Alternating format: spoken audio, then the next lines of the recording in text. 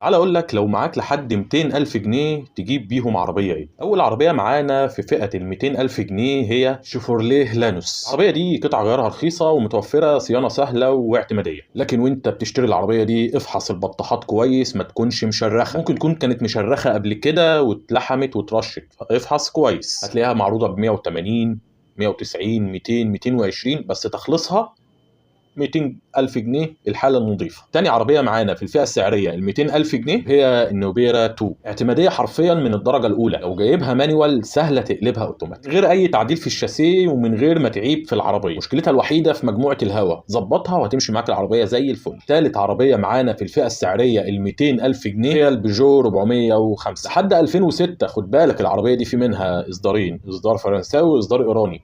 الايراني بيبتدي معانا من 2007. اوعى تشتري الايراني عشان قطع غياره في مصر قليله جدا، يبقى حضرتك تشتري اللي